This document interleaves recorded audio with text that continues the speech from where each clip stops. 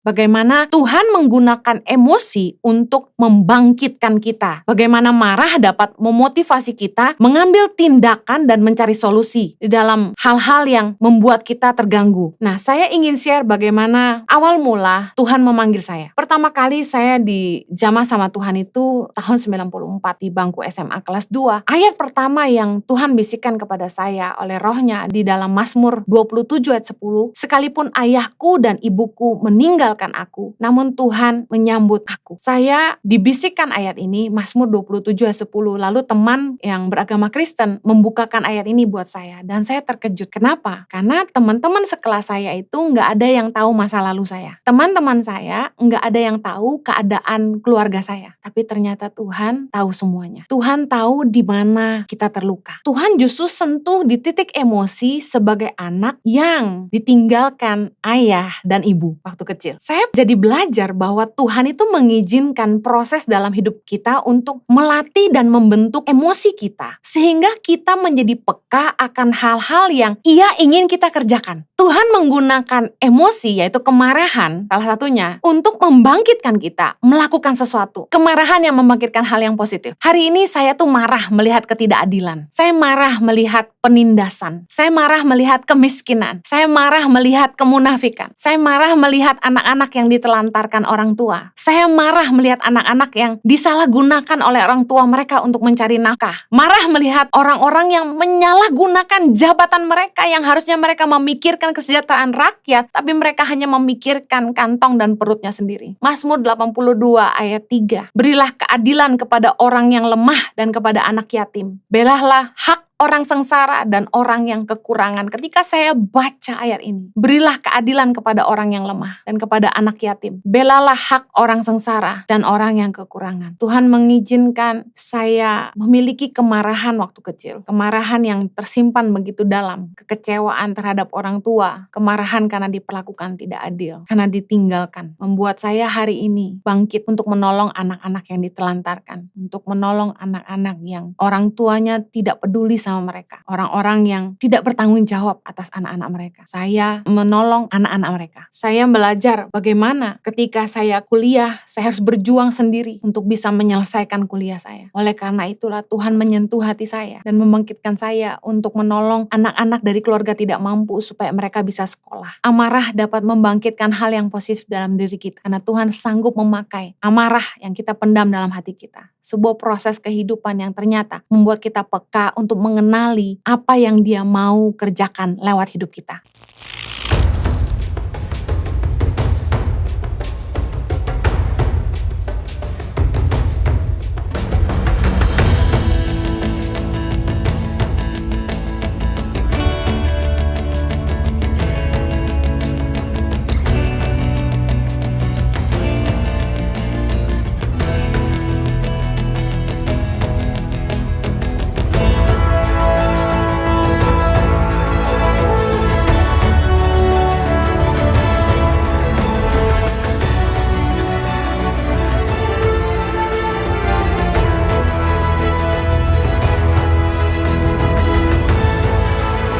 Cerita anak pedalaman dalam meraih mimpi dan mengejar cita-cita bersama Tangan Pengharapan.